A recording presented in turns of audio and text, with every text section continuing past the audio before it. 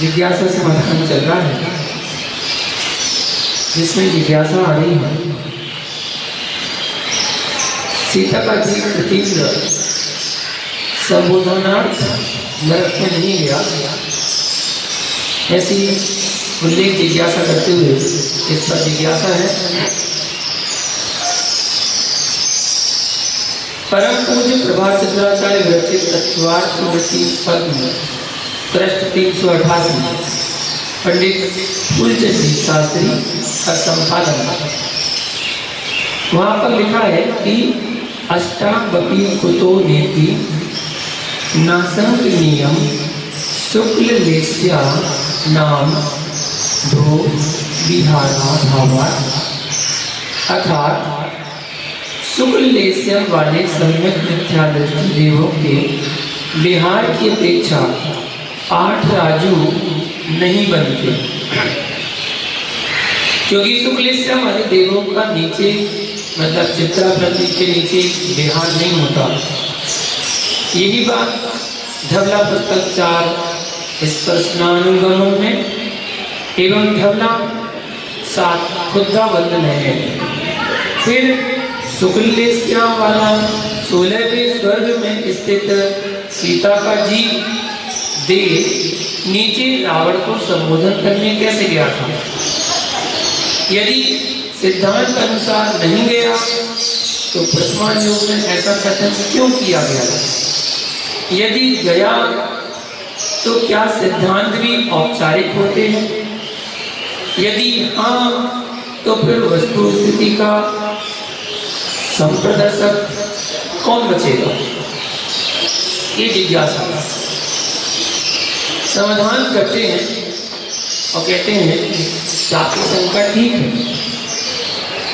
कर्णायुग के अनुसार सीता का जीव लक्ष्मण व रावण को संबोधन देने हेतु नरक में नहीं गया। प्रथमान युग में जो कथन है वह संबोधनात्मक है, अथवा मनुष्यों को उनके कर्तव्य बताने के लिए वह सिद्धांत रूप नहीं होता। लक्ष्मण व रावण चतुर्थ नरक में गए हैं, ऐसा त्रिलोक सार और त्रिलोक प्रणति 12वें स्वर्ग से ऊपर के देव चित्रा पृथ्वी से नीचे नहीं आते, ऐसा धवला पुस्तक 4 स्पर्शन अनुगम तथा चतुर्थ नरक में कोई भी देव नहीं जाता, ऐसा उल्लेख लिखा है। तीसरे नरक तक तो देव जा सकते हैं, चौथे नरक में कोई भी देव नहीं जा सकता। वस्तुतः सिद्धांत के अनुसार सीता का जीव जो देव बन जाता नरक में नहीं गया। अगर सिद्धांत की बात करते हैं कर्णायुग की दृष्टि से, प्रथमान युग में तो वर्णन आता है, ठीक है, असंबोधन करने, लेकिन सिद्धांत ये कहता है कि 12वें स्वर्ग से ऊपर के देव नीचे चित्रा पृथ्वी के पास नहीं आते, चित्रा पृथ्वी से नीचे नहीं जाते, ऐसा सिद्धांत कहता है। एक जिज्ञासा और आती है कि त्रिलोक मंडल हाथी का क्रियाकलाप एवं मोक्ष मार्ग में प्रवेश कैसा है? जिज्ञासा है। पद्म पुराण पर्व 87 श्लोक 2 में त्रिलोक मंडल हाथी को सम्यक से युक्त कहा, इससे पूर्व सम्यक था या नहीं? समाधान कहते हैं पद्म पुराण पर्व 85 श्लोक 173 उसमें वर्णन आता है। प्रमुद्य वंदनस्तंभं बलवानुद्धतः परं भर्ता लोकनाथ स्मृत्वा पूर्वजन्म समं गतः। ऐसा पद्म पुराण में कहा है। अत्यंत उत्कट बल को धारण करने वाला यह त्रिलोक मंडल हाथी पहले तो बंधन का खंभा उखाड़कर क्षोभ को प्राप्त हुआ, परंतु बाद में भरत को देखने से पूर्व भाव का स्मरण कर शांत हो गया। पूर्व भाव का स्मरण भी सम्यक दर्शन की उत्पत्ति में कारण बनता है, ऐसा कहा भी गया है। क्या कहा? साधनम द्विविधम अभ्यंतरम बाह्यम च अभ्यंतरम दर्शन मोहस्योपशमः क्षयाक्षयो समोवा बाह्यम दृश्या केषाञ्चित् जाति स्मरण केषाञ्चित् धर्म श्रवणम केषाञ्चित् जिन बिंब दर्शनम सर्वार्थ सिद्धि। एक साथ में कहा गया। क्या कहा? भगवान बताते हैं कि सम्यक दर्शन का साधन दो प्रकार का है, अभ्यंतर और बाह्य। दर्शन मुनि का उत्सव क्षय या क्षयोत्सव अभ्यंतर साधन है। तिरंजों में बाह्य साधन किन्हीं के जाति स्मरण से, किन्हीं के धर्म श्रवण से और किन्हीं के जिन बिंब दर्शन से सम्यक दर्शन उत्पन्न होता है। अतः जाति स्मरण के पश्चात लोकमंडन हाथी को सम्यक उत्पत्ति होना संभव है। मुनिराज के उपदेश से लोकमंडन हाथी ने देश वृक्ष धारण कर लिए, ऐसा कहा भी है पद्म पुराण में। अथ साधु प्रशांत आत्मा लोकत्रय विभूषणा अणुव्रतानि मुनीना विधिना परिलंबिता। पद्म पुराण में कहा, अव्यंतर जिसकी आत्मा अत्यंत शांत थी, ऐसे उस त्रिलोक मंडल हाथी को मुनिराज ने विधि पूर्वक अणुव्रत धारण कराए। इससे सिद्ध है कि हाथी को इससे पूर्व सम्यक दर्शन प्राप्त था। इसका वर्णन इस प्रकार दिया। आगे जिज्ञासा कर्णानी से करते हैं। कर्णानी उस चर्चा में बताते हैं गुणस्थान के बारे में। जिज्ञासा है गुणस्थानों में आरोहण अवरोहण संबंधी नियम, इस पर जिज्ञासा है। क्या मिथ्यात्व गुणस्थान से जीव सीधा किस किस गुणस्थान तक जा सकता है? सीधा किस किस गुणस्थान तक जा सकता है? जिज्ञासा है। समाधान देखिएगा। मोहिनी कर्म की 28 प्रकृतियों की सत्व वाला साधी मिथ्या दृष्टि जीव प्रथम गुणस्थान से तीसरे, चौथे, पांचवें व सातवें गुणस्थान को जा सकता है।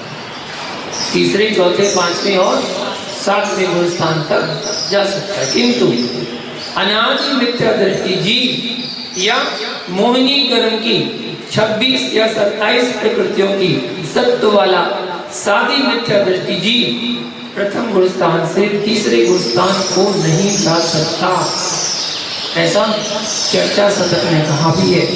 मिथ्या मारक छियानी तीनी चौ 5 7 भनी। अब इसमें फिर शंका होती है, जिज्ञासा होती है कि चढ़ते हुए प्रथम गुणस्थान से, चौथे गुणस्थान से या 5वें गुणस्थान से 7वां ही गुणस्थान होता है, या छठा गुणस्थान होकर 7वां भी हो सकता है। देखिए, प्रथम गुणस्थान से, चतुर्थ गुणस्थान से या पंचम गुणस्थान से चढ़ते हुए छठा गुणस्थान नहीं होता, किंतु 7वां अप्रमुख गुणस्थान होता है। देखिए कैसे बताया। पहला गुणस्थान मिथ्या दृष्टि का, तो मिथ्या से किसी को सम्यक की प्राप्ति हुई और वो सीधा महाव्रतों को धारण करने के लिए आगे बढ़े। महाव्रत मतलब मुनि पद को धारण करने के लिए आगे बढ़े। चौथा गुणस्थान अव्रत सम्यक दृष्टि गुणस्थान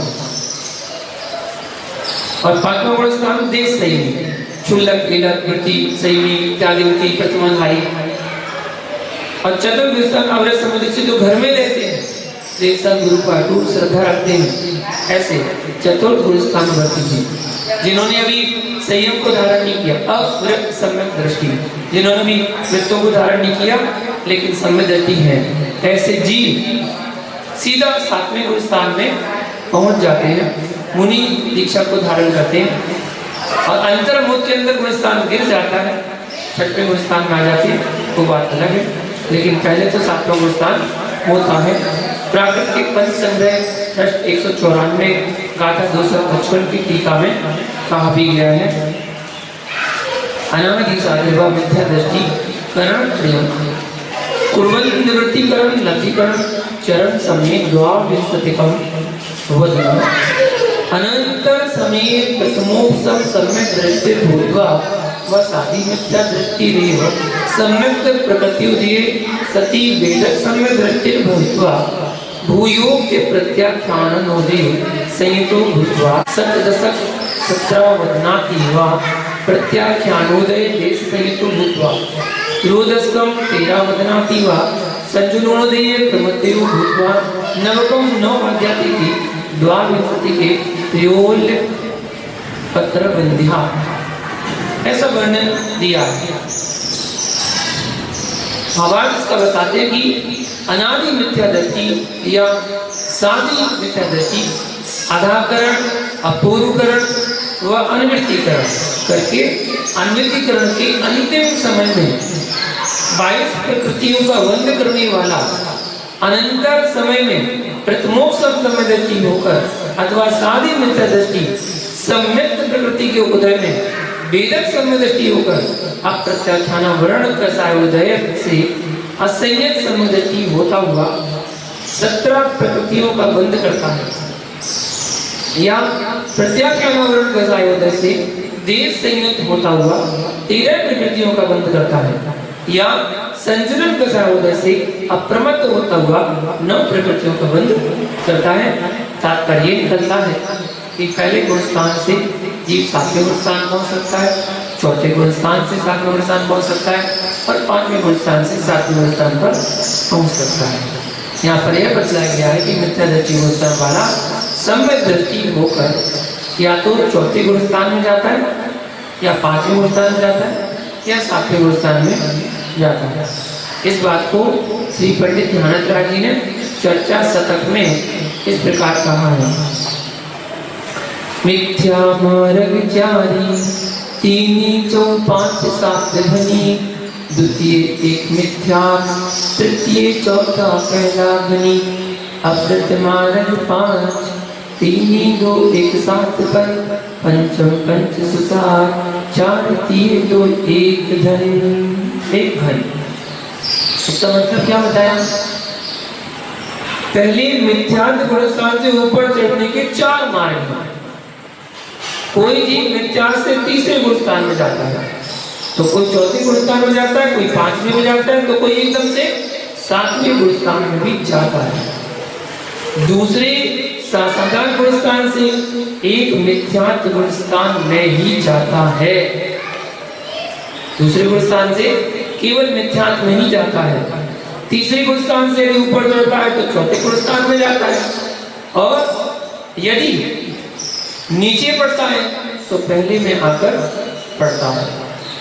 4थे अग्र समय दृष्टि से नीचे पड़ता है तो तीसरे दूसरे और पहले में जाकर गिर पड़ता है, और यदि ऊपर चढ़ता है तो 5वें 7वें गुण स्थान में जाता है। 5वें गुण स्थान से ऊपर 7वें गुण स्थान में चढ़ता है, नीचे गिरता है तो 4थे तीसरे दूसरे और पहले गुण स्थान में जाता है अगर गिरेगा। गौमठसा कर्म कांड का एक प्रमाण दिया, 556 से 559 भी कहा। इन प्रमाणों से सिद्ध है कि चढ़ते हुए 6ठा गुण स्थान नहीं बनता है। उतरते हुए तो बनेगा, 7वें से जब गिरेगा तो 6ठे में भी आएगा, उतरते तो बन जाएगा, लेकिन चढ़ते हुए में नहीं बनेगा। पहले से 7वां बन सकता है, 4थे से 7वां बन सकता है, 5वें से 7वां बन सकता है, लेकिन 6वें गुण स्थान में जी नहीं जाता। सीधा जाएगा तो 7वें में जाएगा, फिर उतरेगा तो 7वें से 6वें गुण स्थान में उतरता है। एक जिज्ञासा और जानते हैं, अभिन्न 10 ऊर्ध्व मिथ्यात्व नहीं जाता है। इस पर जिज्ञासा है, क्या अभिन्न 10 पूर्वधारी मिथ्यात्व गुण स्थान में नहीं जा सकता? समाधान करते हैं। इसके लिए धवला पुस्तक 9 पृष्ठ 69 70 71 देखना चाहिए। 14 पूर्वधारी के लिए तो स्पष्ट रूप से लिखा है किंतु पृष्ठ 69-70 के पढ़ने से यह निष्कर्ष निकाला जा सकता है कि अभिन्न 10 पूर्वधर भी मिथ्यात्व में नहीं जाते। क्या लेना? छाय सम्यक्त रूपी छाय सम्यक्त भी श्रेण्यारूढ़ संयमी असंयम के गुण स्थानों को नहीं प्राप्त होते। ध्यान देना, छाय जो श्रेणी चढ़ सकते हैं, छाय सम्यक्त भी जो श्रेणी आरूढ़ कर चुके हैं, ऐसे संयमी असंयम के गुण स्थान को नहीं प्राप्त होते। जो छाय सम्यक्त दृष्टि मुनिराज उपसम श्रेणी चढ़कर उतरे, वे छठे गुण स्थान से नीचे नहीं आते। हमने एक मुनिराज श्री के मुख से ऐसा सुना, क्या यह सिद्धांतता ठीक है? देखिए, छाय सम्यक्त जी उपसम श्रेणी से गिरकर असंयत अवस्था को प्राप्त नहीं होती, किंतु मरण होने पर असंयत हो जाता है, ऐसा वर्णन मिलता है। और जिज्ञासा करते हैं, उपशांत कसाय से सासादान की प्राप्ति में दो मत हैं, परंतु सासादान मिथ्यात्वी ही बनेगा, इसके बारे में जिज्ञासा करते हैं। जिज्ञासा है कि उपशांत मोह से गिरकर क्या सासादान गुणस्थान को प्राप्त होता है? यदि प्राप्त होता है तो वह सासादान से मिथ्यात्व को प्राप्त होता है या अन्य गुणस्थान को भी जा सकता है। उपशांत मोह से गिरकर सासादान को प्राप्त होने के विषय में दो भिन्न मत हैं। एक मत के अनुसार उपशांत मोह से गिरकर सासादान को प्राप्त हो सकता है, और दूसरे मत के अनुसार उपशांत मोह से गिरकर सासादान को प्राप्त नहीं हो सकता। कहा भी है, चारों तरफ मोह है, मोह सामी दूर हेठा होई दिए आसनम गरस अंतो मुहुंतरन किन्न पूर्विदम णा उपसम सेड़ी दो ओ दिन्नम सावसरण गवण भावदो भावादो तंपी कुदो रक्कदे एदम आदि चीव भूत बली वैणा दो। अगला पुस्तक टीका में कह रहे हैं, उत्तर 5 प्रश्न नंबर 11, क्या श्री भूत बली आचार्य ने सूत्र क्रमांक 7 में एक जीव की अपेक्षा से सासादान का जघन्य अंतर प्रलोभन का असंख्यात भाग कहा है। इस पर शंकाकार ने कहा कि एक बार प्रथमोपसम सम्यक्त से गिरकर सासादान को प्राप्त होकर मिथ्यात्व को प्राप्त हुआ, पुनः अंतर्मोह पश्चात क्षयोपसम सम्यक्त को और चारित्र को प्राप्त हो द्वितीयोपसम सम्यक्त को प्राप्त कर चारित्र मोहिनी कर्म का उपसम कर अर्थात उपशांत मोह गुणस्थान को प्राप्त करके, मतलब 11वें गुणस्थान पर पहुंचकर और वहां से गिरकर सासादान को प्राप्त होने पर एक जीव की अपेक्षा सासादान का जघन्य अंतर्मुहूर्त प्राप्त हो जाता है। इस पर आचार्य वीरसेन स्वामी उत्तर देते हैं कि ऐसा कहना ठीक नहीं है, क्योंकि उपसम श्रेणी से उतरने वाले जीवों के सासादान में गमन करने का अभाव है। यह अभिप्राय श्री भूत बली आचार्य के इसी सूत्र से जाना जाता है। और देखिए, श्री यति वृषभाचार्य मतानुसार उपशांत मोह से गिरकर सासादान को प्राप्त हो सकता है। जयदेवला पुस्तक 10 में प्रश्न 123 पर चूर्णी सूत्र व उसकी टीका इस प्रकार वर्णित है। यहाँ चूर्णी का अर्थ बताया जा रहा है, यदि वह कसायों की उपसामनाएं मतलब उपसमन करने से उपशांत मोह से गिरता हुआ दर्शन मोहिनी के उपसामना काल के आचरण समयों में सासाधारण गुणस्थान को प्राप्त होता है, तो उसके सासाधन गुण स्थान में जाने के एक समय पश्चात 25 प्रकृतियां प्रवेश करती हैं। कसायुक्त सामना उपशांत गुण से घिरे हुए जीव के दर्शन मोहिनी की उपसमाना का काल अंतर मुहूर्त से बनता है। उसमें जब थे नवनीत शेष रहे, वहां से लेकर उप सामना काल के अंतिम समय तक सासारान गुण रूप से परिणमन करना संभव है। कसायुक्त सामना से गिरता हुआ उपशांत मोहिनी जीव दर्शन मोह के उपसामना के काल के अंतर्मुक्त द्वि चरम आदि अधास्तन समयों में यदि सासाधान गुण स्थान को प्राप्त होता है तो सासाधान भाव को प्राप्त होने वाले उसके प्रथम समय में अनंतानुबंधियों में से किसी एक प्रकृति का प्रवेश होने से 22 प्रकृतियों का प्रवेश स्थान होता है। सासाधान गुण स्थान के साथ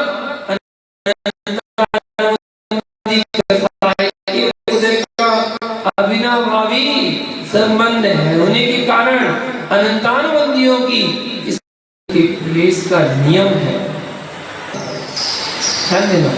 उदय देखा जाता है, अतः पूर्व में सत्ता से रहित अनंतानुबंधी कसाय का सासाधान के प्रथम समय में उदय संभव है।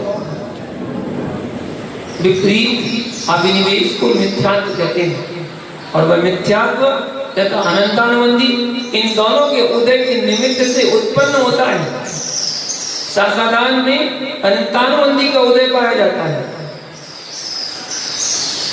धबला पुस्तक 1 पृष्ठ 361 अतः सासाधान से गिरकर मिथ्यात्व में ही आता है, ऐसा नियम है। ठीक यहाँ बता रहे हैं अगली जिज्ञासा के साथ कि आयुबंध योग्य गुण स्थानों में ही मरण। जिज्ञासा क्या है? धवला पुस्तक नंबर 8 वंद्य स्वामित्व विषय पृष्ठ 145 पर जिस गुण स्थान के साथ आयुबंध संभव है उसी गुण स्थान के साथ जीव मरता है, अन्य गुण स्थान के साथ नहीं। यदि ऐसा है तो राजा शरणी को आयुबंध किस गुण स्थान में हुआ तथा मरण किस गुण स्थान में हुआ? जिज्ञासा उठी तो समाधान सामने है कि धवला पुस्तक 8 पृष्ठ 145 पर यह कहा गया है कि तीसरे गुण स्थान में मरण नहीं है, क्योंकि तीसरे गुण स्थान में किसी भी आयु का बंध संभव नहीं है। यह एक साधारण नियम है कि जिस गुण स्थान में किसी भी आयु का बंध नहीं होता उस गुण स्थान में मरण भी नहीं होता। बंध नहीं होता तो मरण भी नहीं होता। किंतु उपसम श्रेणी के 4 गुण स्थान इस नियम के अपवाद हैं। इस नियम का यह अर्थ नहीं है कि जिस गुण स्थान में विवक्षित आयु का किसी व्यक्ति के बंध हुआ हो तो उस व्यक्ति का उसी गुण स्थान में मरण होना चाहिए। किसी व्यक्ति ने देवायु का बंध 6ठे गुण स्थान में किया, उसका मरण 5वें, 4थे, दूसरे या पहले गुण स्थान में भी हो सकता है। किसी ने 4थे गुण स्थान में देवायु का बंध किया, उसका मरण 5वें, 6ठे, 7वें आदि गुण स्थानों में अथवा पहले दूसरे गुण स्थान में भी संभव है। राजा शरणी ने नरक आयु का बंध मिथ्यात्व गुण स्थान में किया, किंतु उनका मरण 4th गुण स्थान में हुआ, क्योंकि वे छायक समदृष्टि थे। 4th गुण स्थान में देव व मनुष्य आयु का बंध संभव है, अतः राजा शरणी का 4th गुण स्थान में मरण होने से उपर्युक्त नियम के अनुसार कोई बाधा नहीं आती। समझे? करना नहीं जिज्ञासा चल रही है। दूसरे तीसरे गुण स्थान का काल विषय अल्प बहुत जिज्ञासा है। सासाधारण गुण स्थान का काल सम्यक मिथ्या दृष्टि तीसरे मिश्र गुण स्थान के काल से ज्यादा है या कम है? समाधान करते हैं। सासाधारण सम्यक दृष्टि गुण स्थान के काल से सम्यक मिथ्या दृष्टि गुण स्थान का काल संख्यात गुणा है। धवला पुस्तक 3 पृष्ठ 250 सूत्र 12 की टीका में इस प्रकार कहा है। सम्मा मिथ्या दिट्ठे अथा अंतो मुहूर्तमेता सासण सम्मा दिट्ठि अद्दावी छावलिये मेता किंतु सासण सम्मा दिट्ठि अद्दादो सम्मा मिथ्या इट्टि अद्दा असंख्येच गुणा। यह बताया सम्यक मिथ्या दृष्टि गुण स्थान का काल अंतर मुहूर्त मात्र है और सासाधारण सम्यक दृष्टि का काल 6 आंवली प्रमाण है, किंतु फिर भी सासाधारण सम्यक दृष्टि के काल से सम्यक मिथ्या दृष्टि का काल संख्यात गुणा है। मतलब दूसरे गुण स्थान का जो काल था वो केवल 6 आंवली का था और सम्यक मिथ्या दृष्टि काल उससे संख्यात गुणा माना जाता है। अब इसमें प्रमाण जिज्ञासा होती है कि जघन्य अंतर्मुख का प्रमाण क्या है? क्या प्रमाण है? तो जघन्य अंतर्मुख में कितना समय होता है? समाधान करते हैं कि जगत अंतर्मुख आंवली के असंख्यात में भाग प्रमाण होता है। ऐसा धवला पुस्तक 7 पृष्ठ 287 पर कहा गया है। क्या कहा है? एक आंवली आए असंख्येत यदि भागो अंतो मोद मेरी घेतको कुदो आइए परंपरा गदो वरे साधो। मतलब यहाँ आंवली का संख्यात भाग अंतर्मूर्त है, इस प्रकार ग्रहण करना चाहिए क्योंकि ऐसा आचार्यों का परंपरागत उपदेश है। ऐसा हमें ग्रहण करना चाहिए। मिथ्या दृष्टि के बंध के आकारणभूत भाव, उस पर जिज्ञासा है। आश्रय और बंध के हेतुभूत भावों के अतिरिक्त आत्मा के अन्य कोई ऐसे भी भाव होते हैं जिनसे आश्रय और बंध नहीं होता है? यदि हाँ, तो प्रथम पुरस्कार वर्ती जीव के कुछ ऐसे भावों के नामों का उल्लेख करने का कष्ट करें। देखिए जिज्ञासा का समाधान देते हैं। जीव की औपसमिक, छायक, पारिणामिक, गति, जाति आदि औदयिक ऐसे भाव हैं जो आश्रय व बंध के कारण नहीं है। कहा भी है कि योग आश्रय का कारण है। तत्पार सूत्र 6 अध्याय में बताया है। और धवला पुस्तक 7 में क्या कहते हैं? ओदैया बंदैया राम ओसम खय मिस्या या मोक्यला भावो दु परिणामियो कारणो भय बजियो होली। धवला पुस्तक 7 पृष्ठ 9 में बताया है। औदय भाव बंध के कारण है। औपसमिक, छायक और छायक समिक भाव मोक्ष के कारण है तथा पारिणामिक भाव बंध तथा मोक्ष दोनों के कारणपने से रहित है। परम पारिणामिक ओदैया बंदैया राति भुत्ते णाम सब्बेसी मोदैयाणम भावाणम गैणम गदी जाति आदीणम पि ओदैये भावाणम वंद कारण तप संगा। क्या कहा? औदय भाव वंद के कारण है। गति, जाति आदि नाम कर्म संबंधी औदयिक भावों के भी बंध के कारण होने का प्रसंग आ जाएगा। 11वें 12वें गुणस्थानों में ज्ञानामृत दर्शनामृत कर्मोदय से अज्ञान व अदर्शन औदयिक भाव है, किंतु मोहिनी कर्मोदय के अभाव में बंध नहीं होता। औदयिक भाव तो है, लेकिन मोहिनी कर्म का अभाव हो चुका है 10वें गुणस्थान के अंत में, तो मोहिनी कर्मोदय के अभाव में बंध नहीं होता। 14वें गुणस्थान में मनुष्य गति, पंचेंद्रिय जाति आदि औदयिक भाव है, किंतु मिथ्यात्म अवृत्ति प्रमाद कसाय योग के अभाव में आश्रम व बंध नहीं होता।